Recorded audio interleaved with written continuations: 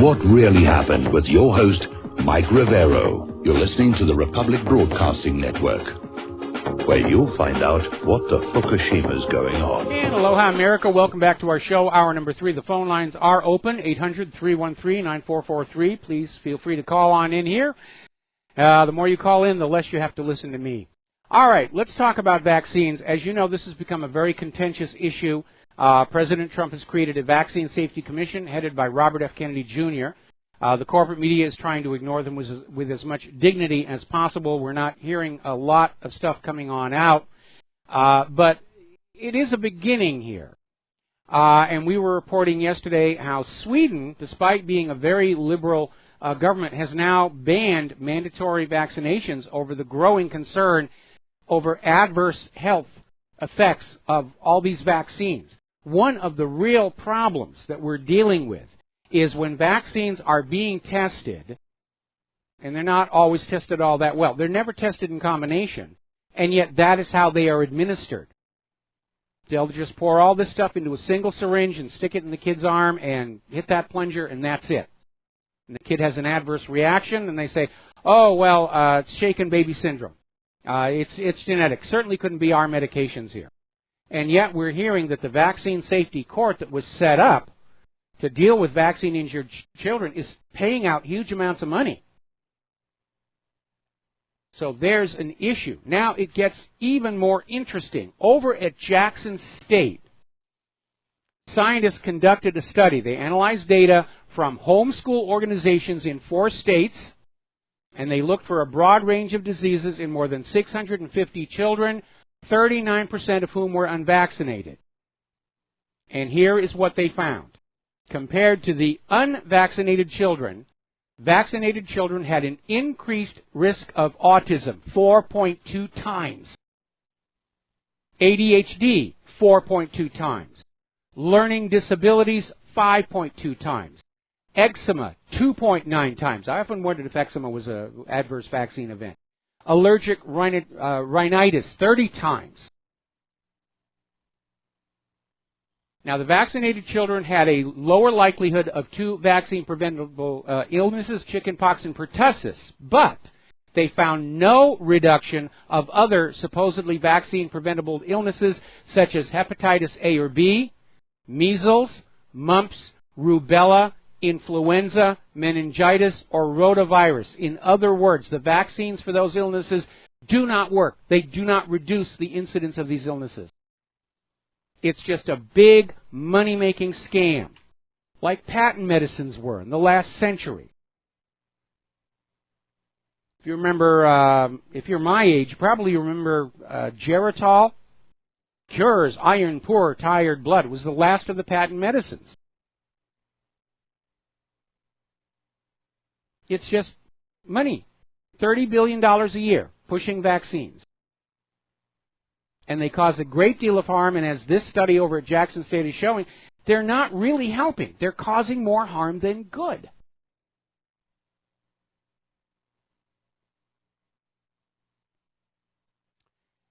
Now, down in Australia, kind of a sad story.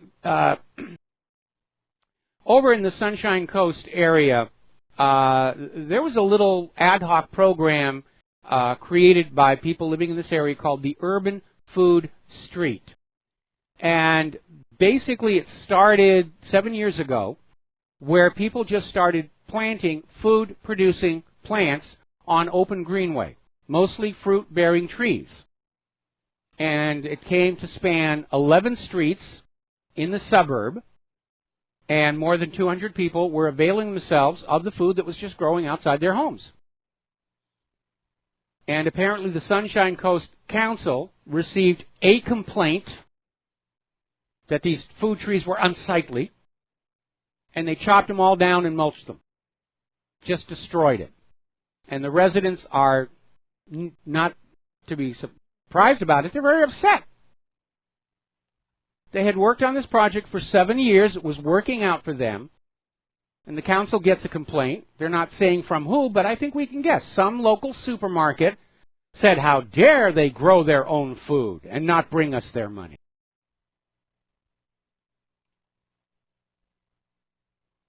Remember the legend of Johnny Appleseed? Was this vagabond who traveled all over the U.S., and he loved apples, and he would eat apples, and he would save the seeds, and he would replant them. And supposedly this is the reason that there are, or were, so many apple trees all over that part of the United States. We almost need a Johnny food seed. We need to take what these people were doing in their neighborhood and launch it on a national scale.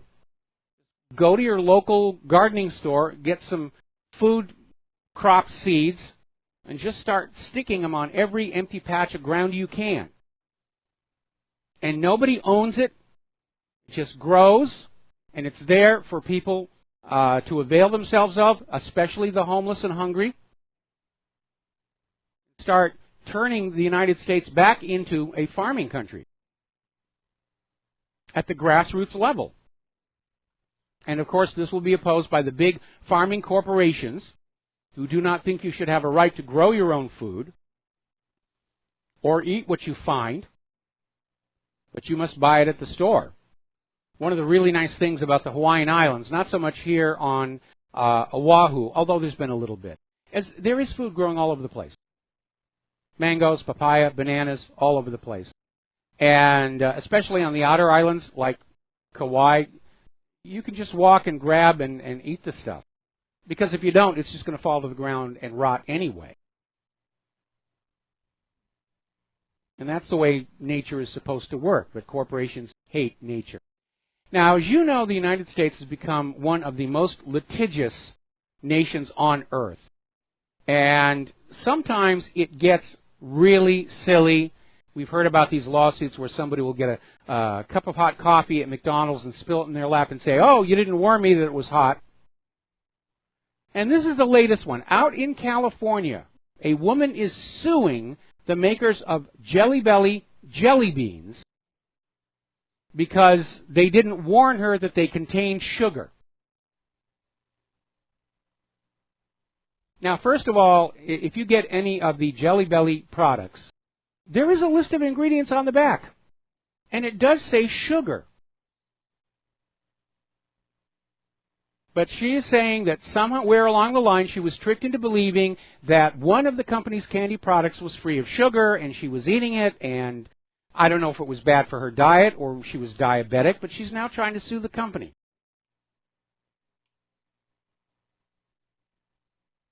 And where's your sense of personal responsibility?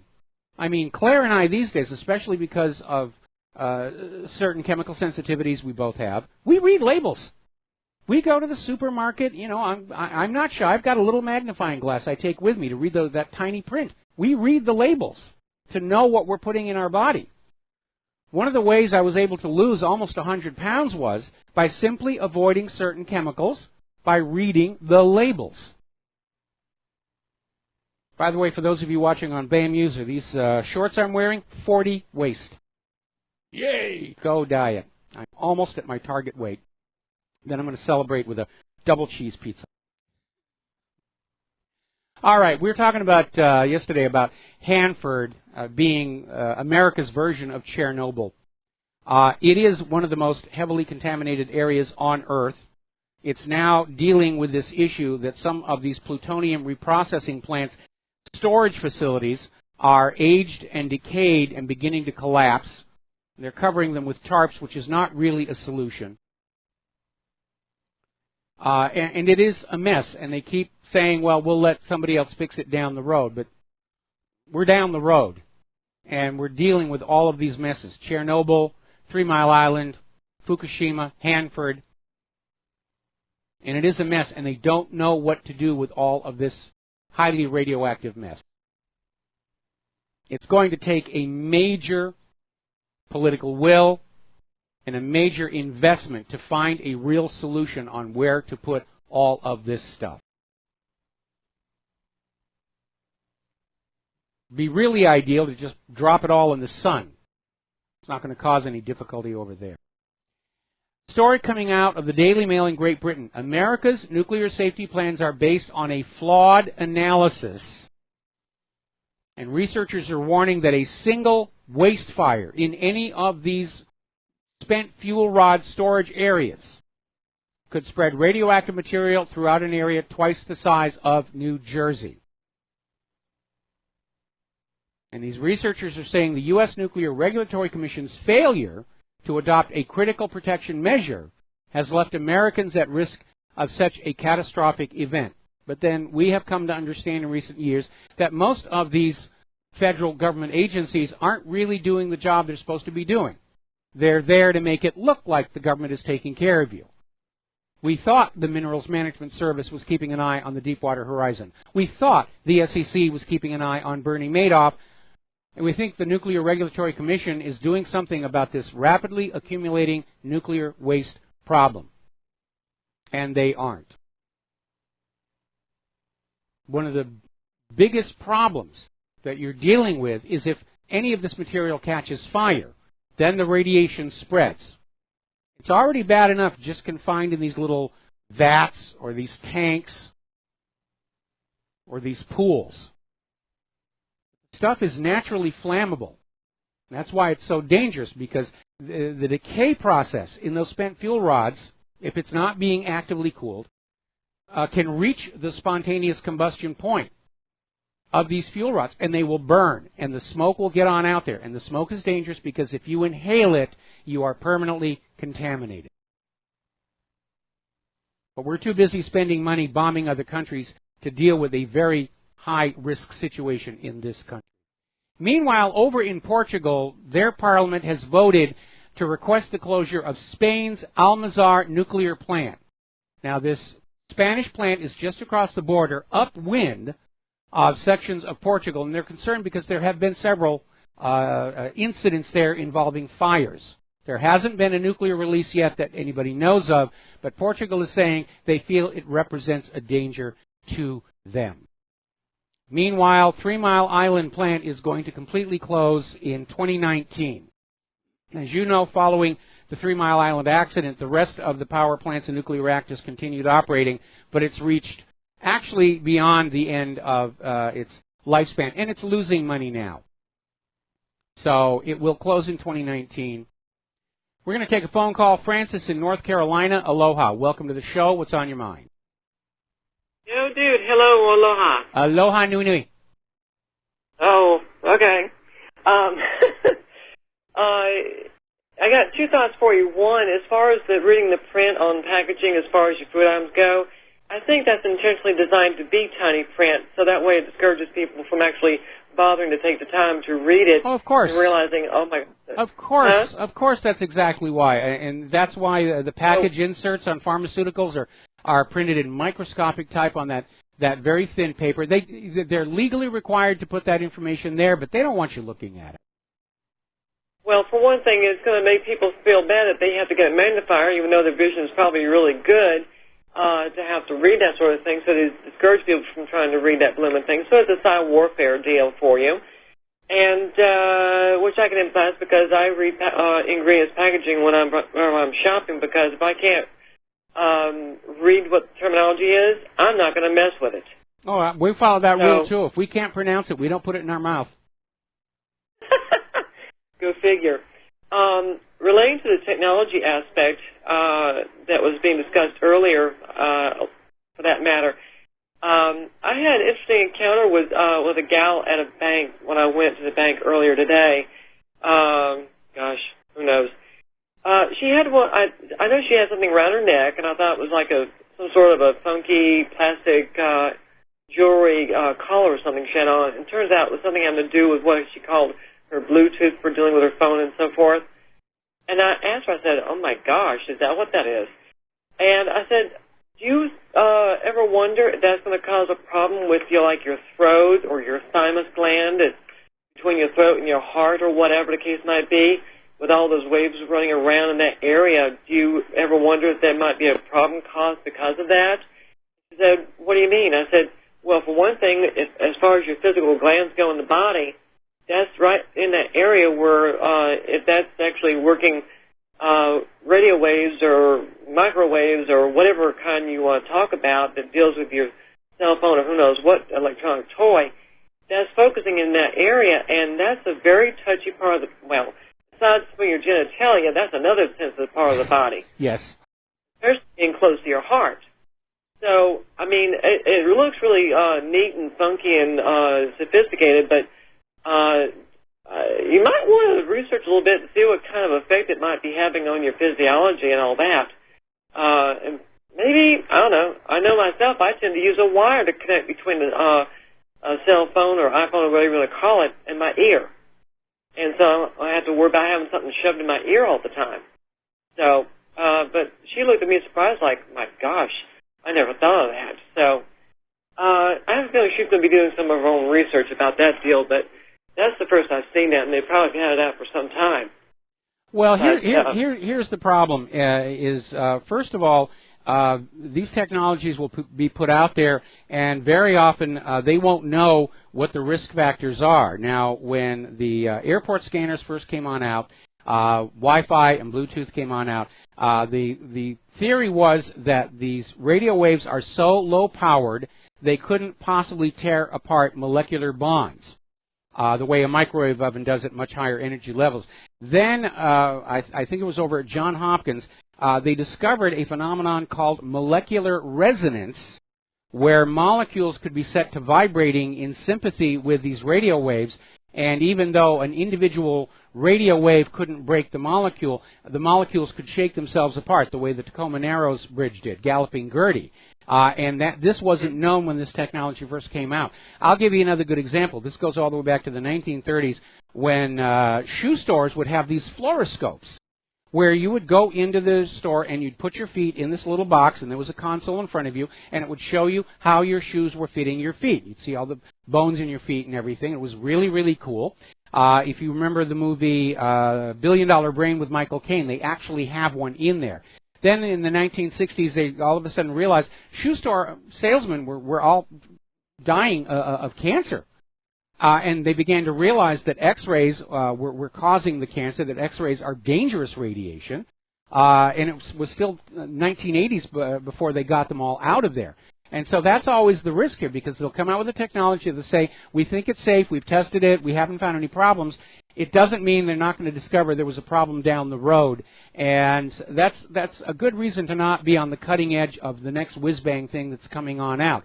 I know there's a lot of people expressing concern over cell phone radiation affecting your brain, because cell phones actually are very powerful radio signals if you're far away from the cell tower. The cell phones will adjust the power of their transmitter based on how close you are to the cell tower. The closer you are to the cell tower, the lower the power, the longer your batteries will last. But if you're well away from the cell tower, it can be a very, very strong radio signal that's going on out. And again, like studying vaccine safety, it's something nobody wants to look at because of its potential for a negative impact on an established industry. But it does seem like after a while you do need to be careful. I remember years ago when I was down in Australia, they were going through a program where radio and TV transmitters had been built up right in the middle of residential communities, and they were in the process of tearing them all down and moving them to more remote locations up on top of mountains because of the growing concern that, yes, this constant radio waves at high power were causing problems. We know that there's an issue with elevated cancers and leukemias around what are called the VLF and ELF transmitter sites that communicate with submerged submarines. So there's an issue there, but again, nobody really wants to look at it. One of the weird things is that you actually cannot find a map that shows you cancer incidence based on geography.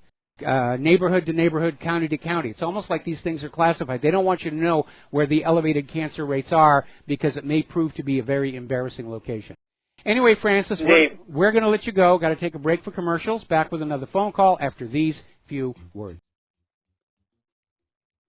Aloha, America. Welcome back to the show here. I got an email from somebody saying that this guerrilla seating idea is actually something we should all consider right now, because when the economy goes down and the corporate supply chain we're all being forced to be dependent on collapses, if there's food growing all over in all the open ground, then we're all not going to starve to death. So there's a safety net right now that we can all start building. And all it's going to take is a few dollars worth of seeds from your local gardening shop. So we can move forward with that. All right, back to the telephones. Rick in North Carolina, aloha. Welcome to the show. What's on your mind? Yeah, Mike. I just wanted to share a thought I had that with the New World Order, how it seems like an impossible task.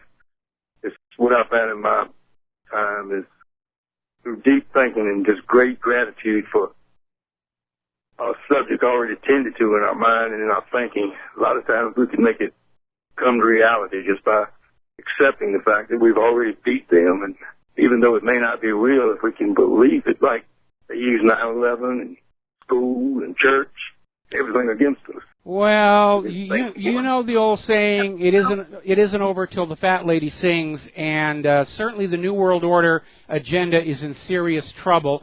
They're struggling just to hold together the European Union and the North American Union. But I'm not ready to say that we have defeated the New World Order. We have made them stumble. We have exposed what they're doing to the general population, and the general population is starting to push back. But I don't think we should start saying, yes, we beat the New World Order and we can kick back on our lounge chairs and relax. We definitely cannot do that. No, I agree with you 100%. No, we definitely can't do that.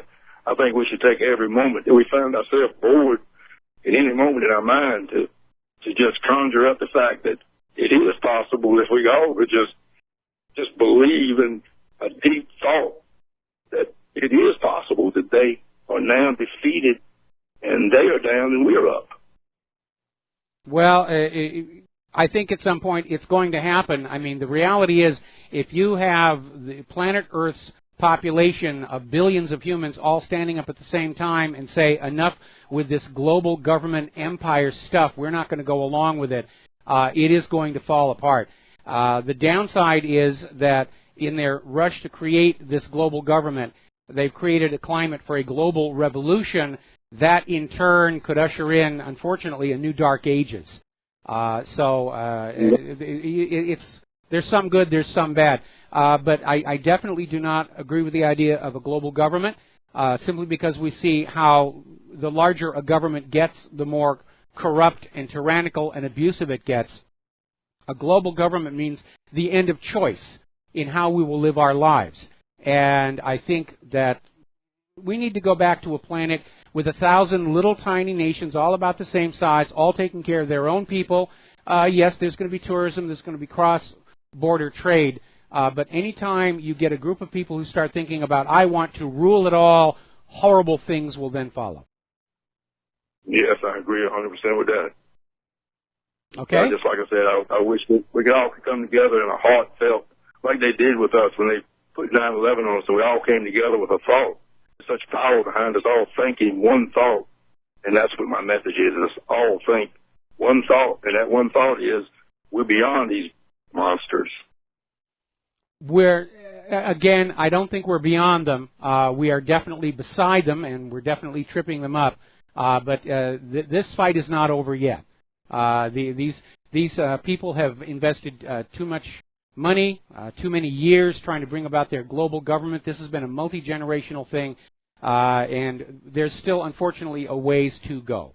All right, well, Rick, thanks an awful lot. We're going to let you go with that phone call.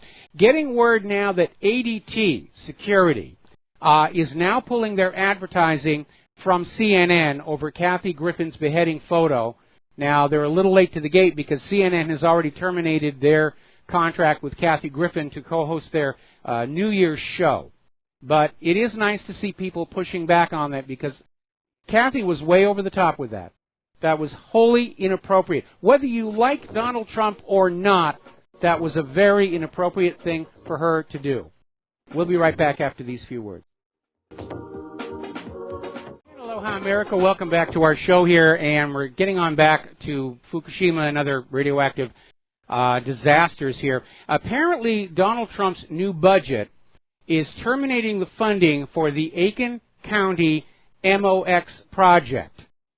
This is along the Savannah River. Now, the MOX facility stands for Mixed Oxide Fuel, and it's a process by which they're making a new type of fuel rod for power stations, and they're trying to use up decommissioned plutonium or unused plutonium that was created for bombs that were never built. And so what they do is they try and mix a little bit of the plutonium in with the uranium to manufacture the fuel rods, and they get a slightly more powerful fuel rod. But it's also very, very dangerous, and again, it's very, very flammable.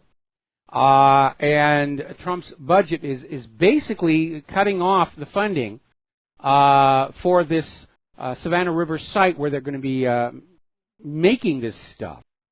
And they're stressing that they want to start pursuing an alternative disposition method.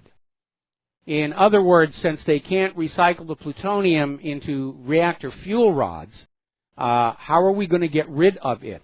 Because it's radioactive. And how are you going to get rid of it? Now, what's really amazing is that there are other means of nuclear power production, such as the thorium cycle reactors. And the thorium cycle reactors, other countries are starting to build them. Thorium is a very common element in the Earth's crust, much more common than uranium. And the thorium cycle process results in far less radioactive waste. But the American fascination with uranium fission reactors is because they produce bomb stuff as a byproduct. And that's why they're still locked into that technology, which has been proven to be insanely dangerous. Other countries are starting to make a lot of progress towards sustainable hot fusion reactors, which are far cleaner than fission reactors. And apparently there is still some progress being made out there with what was called cold fusion. And they're starting to say it isn't fusion, but there is something going on there, where past a certain point you are getting more heat energy out from these little reactors than you are putting in.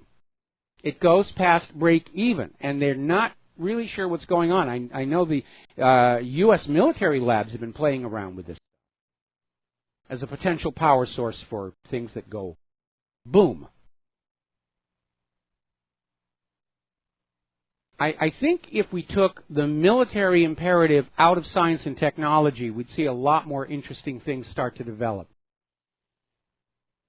Because technological development in this country right now is basically ruled by, would this have a military application? And if it does, you get funding. And if it doesn't, well, good luck on that one.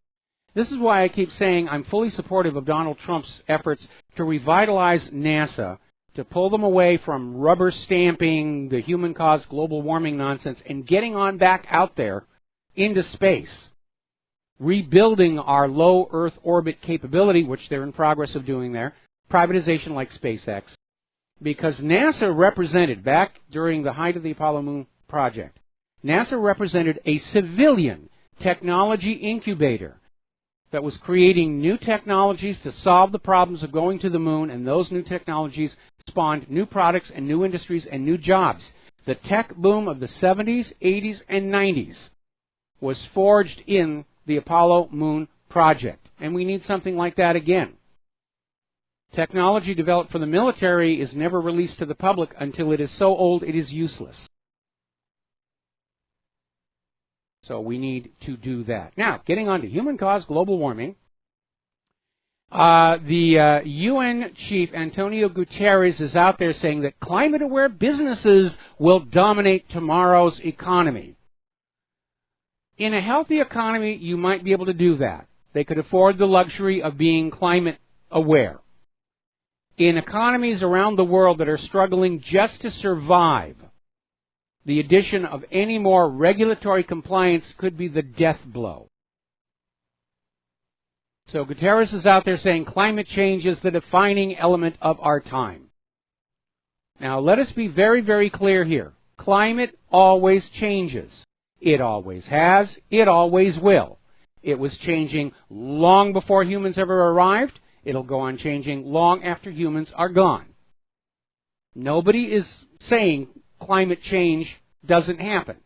The issue is this effort to claim that it is all the fault of human beings, that we are warming the earth, that snowfalls are going to be a thing of the past, and that we should atone for our sins with carbon taxes, buying of carbon credits, and allowing a global environmental authority to decide for us what our standard of living will be. And if you've been to my article on ClimateGate, and you've seen that link below to this collection of all the absurd things that have been blamed on global warming to just try and sell that idea. And apparently, adding to that list, Chelsea Clinton is out there saying that child marriage is a result of global warming. It just is absurd. Well, Chelsea, now for the bad news. Updated data from NASA satellite instruments revealed the Earth's polar ice caps have not receded at all since the satellite instruments began measuring the ice caps all the way back in 1979. Since the end of 2012, total polar ice extent has largely remained above the post-1979 average. This data contradicts one of the most frequently asserted global warming claims that global warming is causing the polar ice caps to recede. It isn't happening. The reason the carbonazis like to talk about the polar ice is the same reason that Ramses liked to tell the people of Egypt about what happened at Kadesh, knowing they could not go up there themselves to verify what had actually happened. Ramses lied through his teeth to his people in Egypt that he had defeated the Hittites at Kadesh. Actually, he almost lost his army and had to sign a non-aggression pact. The same thing with all this talk about what's going on at the polar ice caps. They're hoping that you, the individual human being, does not have the resources to go up there and check for yourselves. And there have been all these embarrassments where they send these ships up there to study the melting ice caps and they get stuck in the ice. The polar bears are going extinct. Actually, no. They've expanded in population to where they're pest animals. They're going to start allowing hunting of them again. Latest word we get is that Donald Trump is keeping another of his campaign promises. He is pulling the United States out of the Paris Climate Agreement. And apparently over at the EPA, they're trying to decide whether this is going to be a hard pullout or a soft pullout. The soft pullout would be a formal withdrawal, would take 3 years, or they may just yank the plug right now. And of course, all the liberals are out there screaming and crying that Donald Trump has doomed the Earth to eventual extinction. Well, the Earth's going to go extinct eventually. At some point, the sun is going to start burning into the higher atomic fuels, and it will expand into a red giant. And it will swallow Mercury and Venus and certainly roast the Earth, if not destroy it. And if humans are still around, they're going to be out there on Mars working on their suntan. But to be very honest, given how far off that is, I seriously doubt humans will still be here. Because evolution hasn't stopped with the human race. We may imagine ourselves the pinnacle of evolution. But eventually something's going to come along that's going to be smarter, more agile, stronger, may decide humans taste very good. Or there may be another Chicxulub asteroid that just reshuffles the evolutionary deck. Or we could do something really stupid and drive ourselves into extinction. Global nuclear war. A mistake with all this GMO food. A bad mistake with these forced mandatory vaccinations. A new natural pandemic. Supervolcano eruption. We're not going to be here forever. That's just a hard reality you all need to be taking a look at. So we have to take care of ourselves and our loved ones right now. And where we can actually try and fend off a potential extinction level event like global nuclear war, that's where we focus our efforts.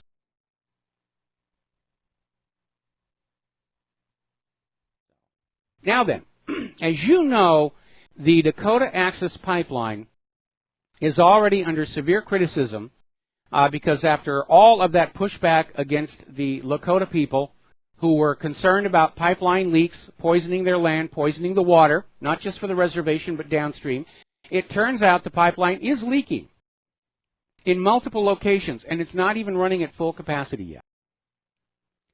We're now finding out that the company behind the Dakota Access Pipeline actually hired anti-terror consultants to try and undermine and destabilize the protesters whose land the pipeline was going over in violation of treaty.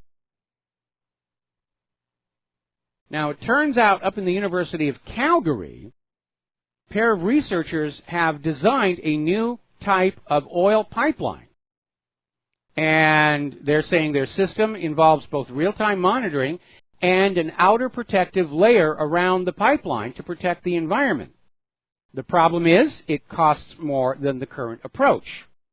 So we are not likely to see it brought into widespread usage. It's cheaper to build a cheap pipeline and hire public relations firms to deal with the leaks than it is to actually make a pipeline that isn't going to leak in the first place.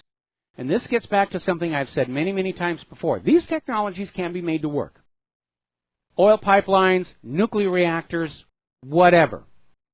But you cannot leave the safety decisions in the hands of the money junkies, because they'll always cut the safety systems to maximize profitability. Inevitably, it happens. I think the perfect illustration of that would be Fukushima, because just down the coast from Fukushima, there was another nuclear power station at Onagawa, and its design engineer stood firm and said, we are putting in the full safety systems, I don't care what it costs. And Onagawa was the only one of those power stations that came through the quake and tsunami unscathed. All the others were damaged, Fukushima being the worst.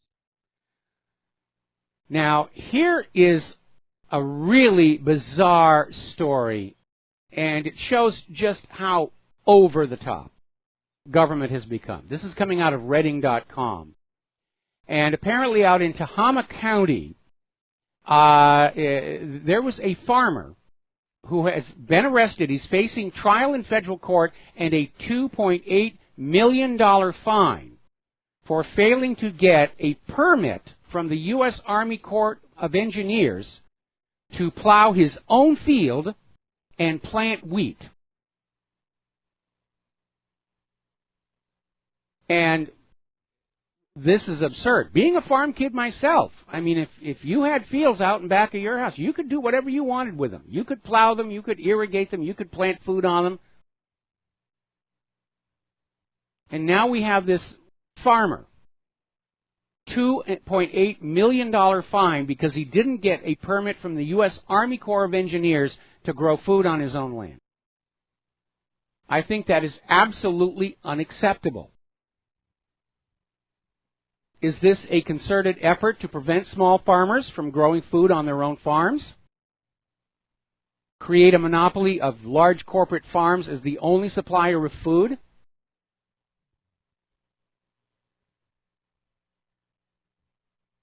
Amazing. Now, if you are my age, you probably remember the joy of the circus. And when I was a kid, I went to the Ringling Brothers Barnum and Bailey Circus. 3-ring circus, biggest in the business. Went down and saw it at Boston Garden. And sadly, they are now shutting down. They're out of business. The issue, of course, was coming from PETA that was concerned about the treatment of the animals in the traveling circus. Now, I actually got to hang out with some of the Ringling Brothers circus people when I was working on the Queen Mary in Long Beach, because the circus came on in, and the circus people, when they weren't working, were coming over to the Queen Mary to take the tour and watch the magic show, and I got to hang out with them. Those circus people understood those animals were a big part of their business, and they did take care of them. They were probably better cared for than you would find in most zoos. Modern zoos are a lot better. I remember the original Los Angeles Zoo in Griffith Park. That was pretty gritty, and I was very glad when they overhauled it. Made it much kinder for the animals. But apparently the entire circus has decided that they're going to shut down, which is a shame, because even without the animals, you still have the acrobats, the high wire acts. And maybe in this day and age of TV, people don't feel they need to go and witness that first person. But I think that's a bit of a loss. Because when you're looking at something on a TV screen, you're not really there. You're not experiencing the moment. And again, it's another iconic American entity that is fading into history. Now, here in Hawaii, as I mentioned yesterday, we've got this mysterious mass die-off of animals turning some of our beaches pink. One of the things they're getting ready to do here is they're very concerned about all the sunscreens that are sold to the tourists, and the tourists will slather it all over them and they'll go swimming, especially snorkeling on the reefs. And they're beginning to realize that a lot of the chemicals in those sunscreens are not only bad for the people wearing them, they're bad for the coral reef life itself. And that may be explaining some of the die-offs that we're seeing. So State Senator Will Espero is proposing a new bill that will outlaw the sale of sunscreens that contain certain known toxic chemicals, octinoxate and oxybenzone, which seem to be responsible for many of the problems coral reefs are currently facing. And apparently when you swim, the stuff comes off, goes into the coral reef. And this would be a really, really good idea because our reefs are a big part of our tourism industry. We can't let them die. And I have seen amazingly alive reefs down in Fiji, and I have seen what overdeveloped, over-touristed reefs can look like over in Barbados. And it was just nothing but gray and a couple of fish. So I think it's a really good idea. And that maybe we ought to start looking at toxic chemicals, not just in sunscreen, but everything we put on our bodies, and then flush down that shower drain. We'll be back with the last segment of our program after these few words. Aloha, America. Welcome back to our show. Last segment of our program today here. And stepping on back to the economy and all this talk about a cashless society, cashless that, it's all for the convenience of the bankers. And it poses risks to the rest of us. And that's illustrated by an email I just now got from somebody who was at the supermarket doing their shopping, and all of a sudden the debit card machine went dead for the entire store. Nobody could purchase their food with a credit card or a debit card or even the EBT cards. The only thing that would work was cash. And that's something to keep in mind. When they push for a cash-free society, they cannot guarantee those machines are going to work all the time, especially with all the hacking that's going on right now. Now, when I was young and reckless, I used to like to spend a lot of time in the mountains, and I did a little low-key climbing. I'm not the big rappel up to the top and everything. Highest peak I've been on is 14,000.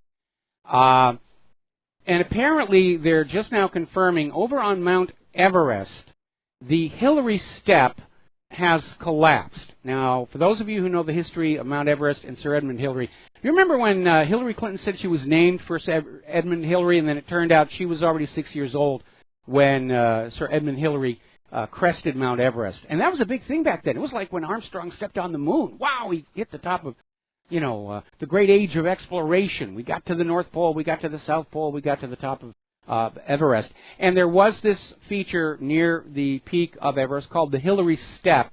And it was thought to have been damaged in Nepal's 2015 earthquake. And apparently following that quake, because the side of the mountain is now considered very unstable, they haven't had a lot of people up there. And there's been a lot of snow cover.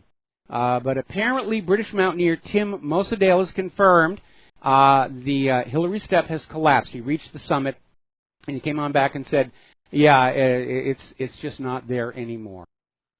I remember when the old man on the mountain in New Hampshire came on down. That was something we used to go see all the time. Now, NASA is reporting that there is a man-made bubble around Earth, basically created of protons and electrons and ions created by VLF and ELF radio.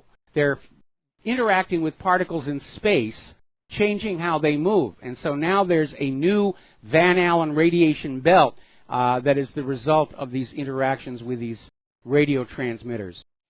Finally, there's a new research out saying the number of atheists in America could be 10 times more than previous estimates. There is now what is being considered a shocking decline in people who no longer believe in the gods or God or giant muffin or flying spaghetti monster here. Meanwhile, over in Spain, you remember the big stink they had in Britain with all of these church-run homes for unwed mothers and how they were abusing the babies, selling the babies. Apparently, they've got another one emerging in Spain, where the Catholic Church is finally handing over their documents, what they were doing there.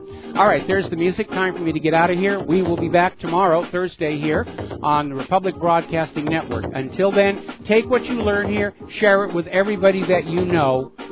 We're in a crisis time in the history, not just of the United States, but of the entire world. So do what you can to help get the word out. We'll be back tomorrow. Aloha, America.